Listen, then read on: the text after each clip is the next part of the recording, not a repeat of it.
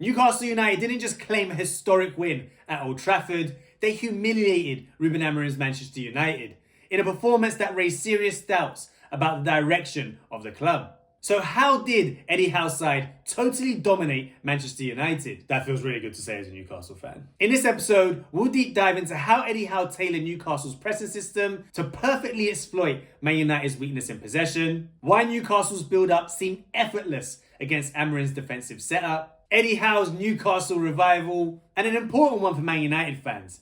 Is Amorim really at threat at losing his job before the end of the season? Plus, a bonus quickfire analysis on key players or moments from the match. Now, if you're tired of the overhyped, emotional reactions after games for your club, and you're craving that tactical breakdown, player analysis, and real football insight, then make sure to subscribe to this channel and join a community of fans that really want to understand this game that we all love. Now, we'll start off with how Eddie Howe tailored that Newcastle press to exploit Man United's weakness in possession. Now, usually Eddie Howe goes for a man-marking system with the wingers high alongside Isak pressing that defensive line. But in this game, he made a subtle tweak to the shape out of possession. Now, in this situation, the centre-backs are resetting after just winning the ball back, and Onana has the ball and passes it to De Ligt.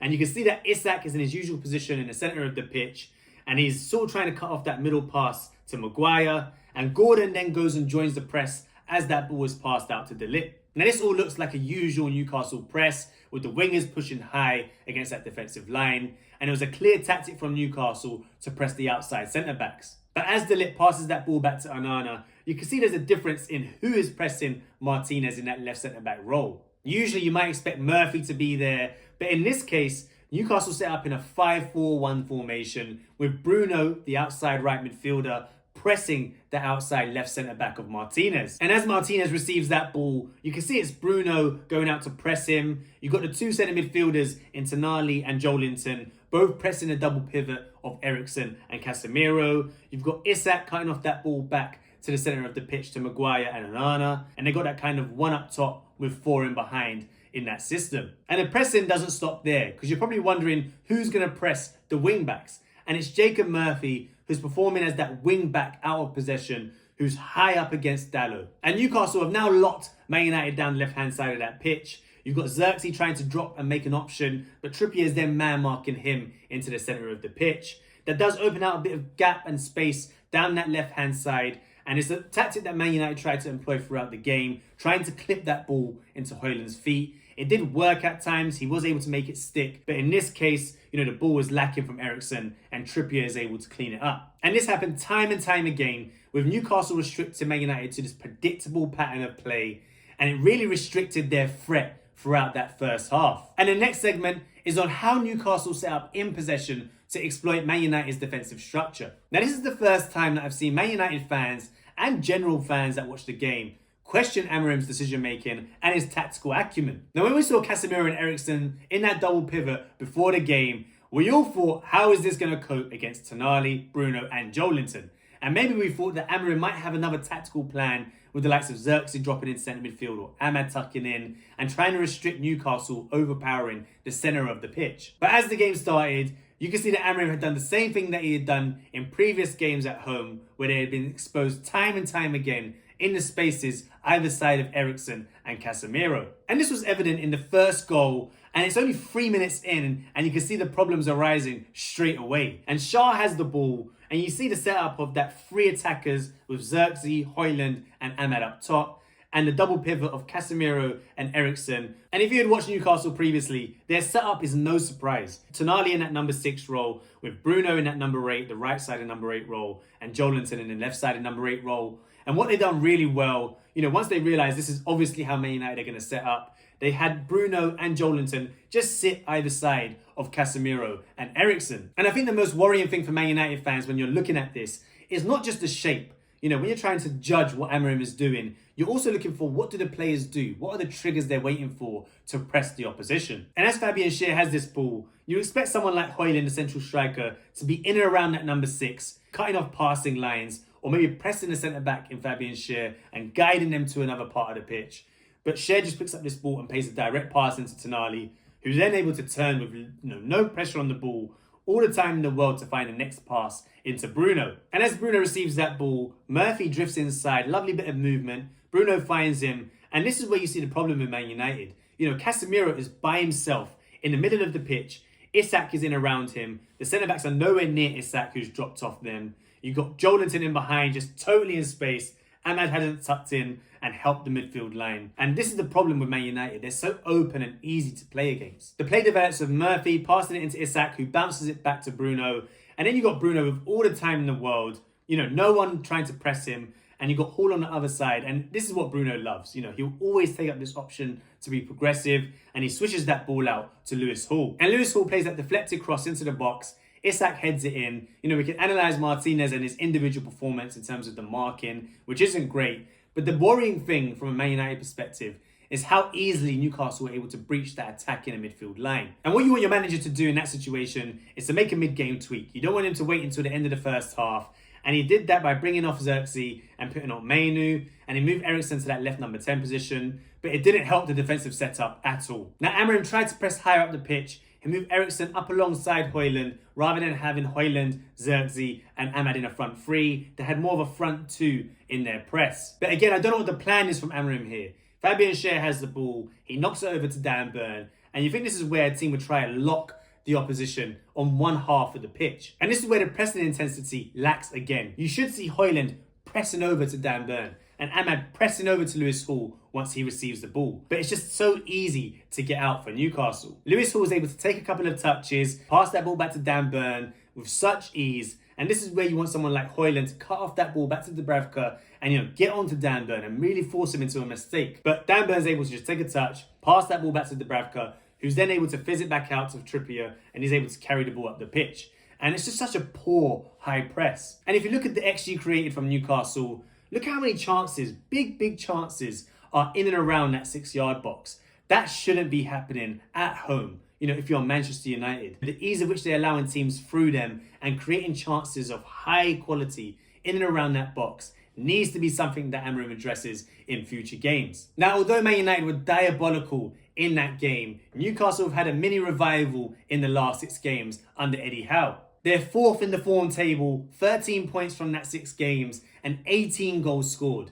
And although that came against, a couple of relegation candidates, it also came against Aston Villa and now Man United away. And Newcastle have really improved in and out of possession. If you remember from early on in the season, I did a little analysis on Eddie Howe, and there was a real struggle in terms of goals they were scoring, the shots on goal, chance creation. It was either mid-table or relegation form. There have been questions all season about how Eddie Howe can change Newcastle from a team that's comfortable in transition and exposing teams when there's space to a team that's able to create chances in build-up when in control possession of the ball. Earlier on in the season, there was a poor transfer window, which if you're a big player at the club and you're expecting arrivals to come help the team, maybe unsettle the squad. You had Trippier, who was, stripped from captain, and Bruno was made the captain. And you got this sort of situation where the team wasn't consistent in terms of the lineup selection. And now you see the introduction of Tonali in that number 6, Bruno being moved high into that number 8 position and acting as a box-to-box midfielder, able to drop into that double pivot.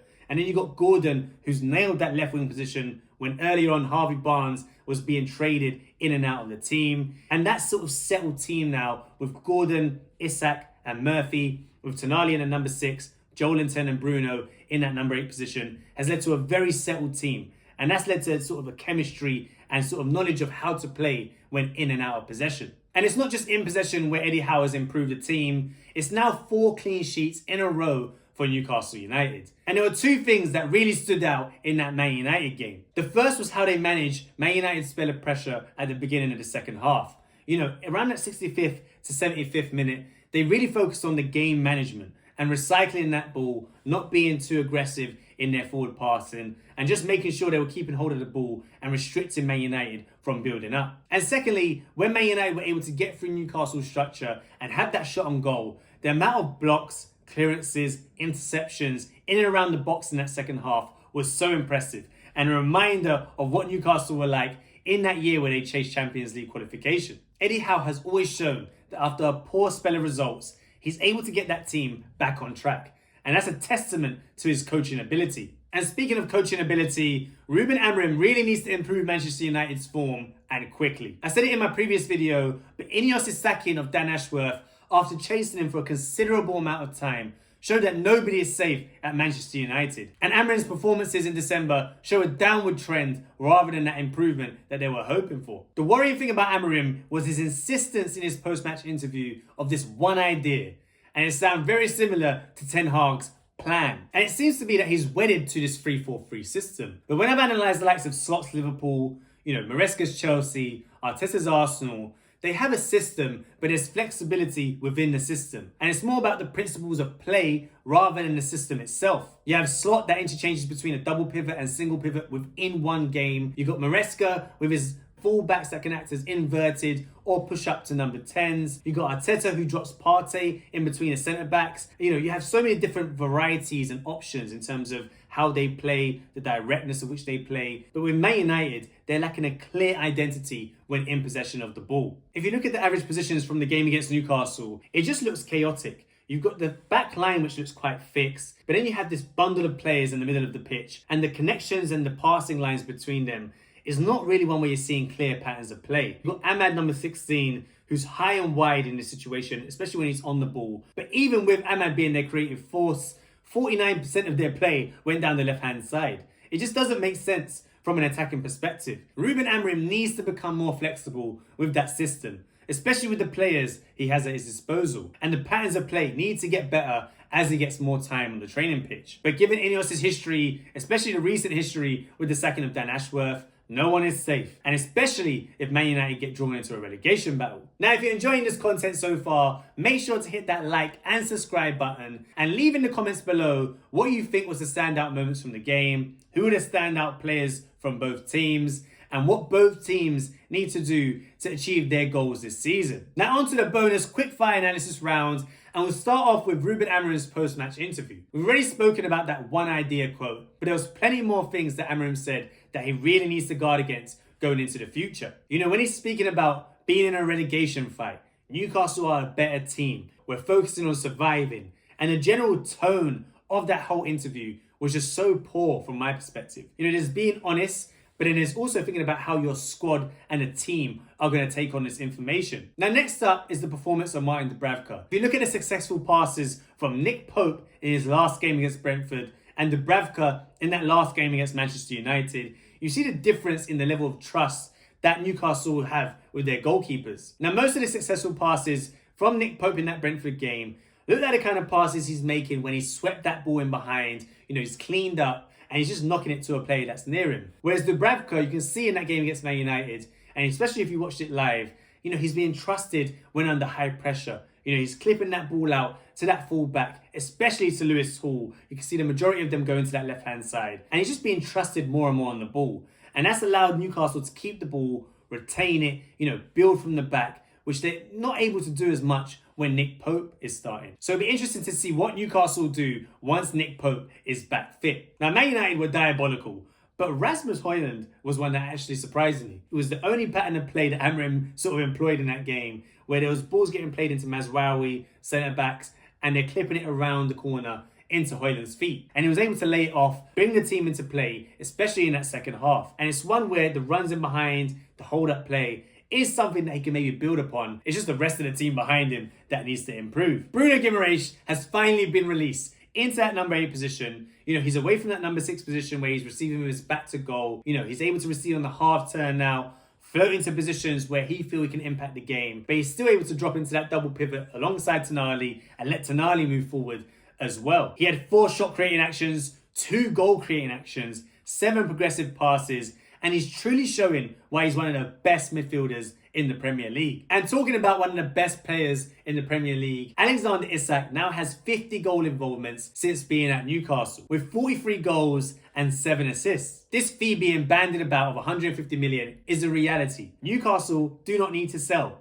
He has 3 years left of the contract. He is the complete striker. He can drop in, link play. He has such good technique. In and around the box, he's a danger. His runs in behind, his finishing ability is cold. He has the composure of a high-level attacker. And this is one where you have to pay the big money if you want to get him out of our club. Now, I think this is the first time in my lifetime, and maybe other Newcastle fans' lifetime, that we've approached the game at Old Trafford expecting to win and thinking that we're favourites if we put on the performance that we can do. And Eddie Howe and the team probably had this feeling around the game as well. So the mentality shown, the professionalism and the intensity was what was the most impressive thing about this historic win. But tactically, Man United were diabolical. And it's probably the worst 30 minutes I've ever seen any team play against Newcastle. What seemed a certainty, a free hit season as everyone called it, now seems to be one where Amorim really needs to improve the team and find solutions over the next couple of months, or he may be in trouble before the end of the season. Make sure to check out my previous video on how to expose Amorim's Man United